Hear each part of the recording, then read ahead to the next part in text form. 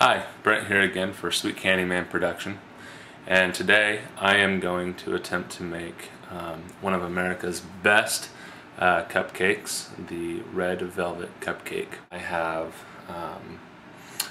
my butter, my eggs, buttermilk, vinegar, baking soda.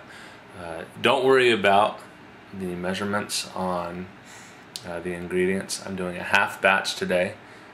Because it's just myself and my wife and I don't want to make too much. Check the blog for the correct amount of ingredients and how to mix them.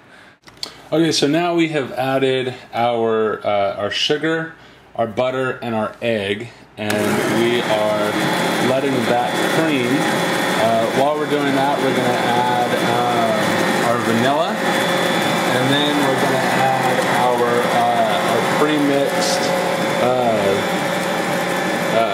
alkali cocoa powder and red food coloring paste, which is going to give the cupcake that red color, but it's also going to give it the chocolate taste. Okay, now we're going to go ahead and start adding in our paste. You want to watch this, and it starts to turn that nice red color that is so famous for red velvet cupcakes. Go some more. There it goes, turning that nice deep crimson color. Add a little more. There it goes.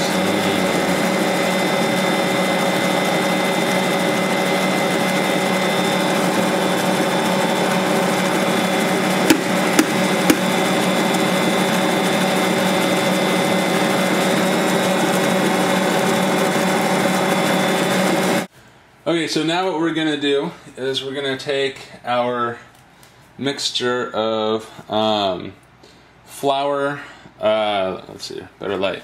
So now what we're going to do is we're going to take our mixture of flour, baking powder, and salt, and we're going to mix it a little at a time into our butter, sugar, egg, and red food coloring and cocoa mixture. So we're going to put part of it in, and then once we do that, we're going to add a part of buttermilk, 1% buttermilk, and then after that's been stirred in consistently, we're going to add in another part of our flour mixture, once again buttermilk mixture, and then flour mixture, and then we're going to move on to the last stage of the red velvet cupcake. So now that we have the red velvet going, there's one last step that we have to do to make it a true red velvet cupcake. And that is mixing baking soda and white vinegar together to give us a reaction. And we will see if we can get this reaction going. It'll fizz, and then we will add that mixture to our batter, incorporate it until complete and smooth, and then we'll pour it into cupcakes, into bins, and then we'll bake it at 350. So after taking out the red velvet cupcakes, this is what they look like. Now if you take a look here, zoom in on one of these, this is what it should do when they're done, okay? They should kind of just spring back. Okay, just like that. Now if they start to sink in, this one's coming back up. If they start to sink in, then we know that they're not fully done. So, but they're not doing that, so that's good. Okay? Okay, so now that our cupcakes are done, we're going to make the cream cheese frosting that goes on top of them. It calls for cream cheese, butter, and powdered sugar.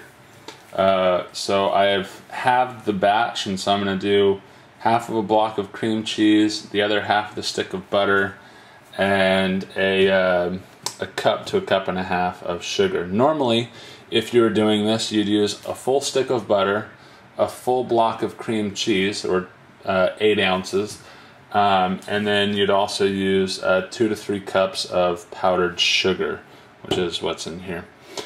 So we're going to beat these with a hand mixer, and then add in our sugar to our desired taste.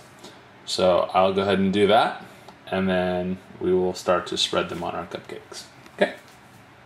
So now we have officially finished our cream cheese frosting. Now what I did was, when I mixed it all together, I spooned in helping amounts, probably about this size. You can kind of see that. About 2 of those at a time, and then I tasted it to see if it was the right consistency, the right flavor for me.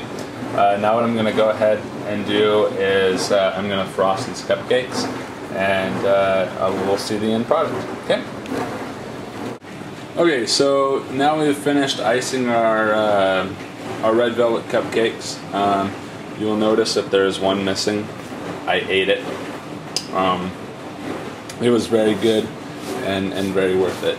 So I made a half batch. Half batch produced 2, 4, 6, 8, 10. A full batch will probably produce 20 cupcakes. So you can kind of gauge it from there.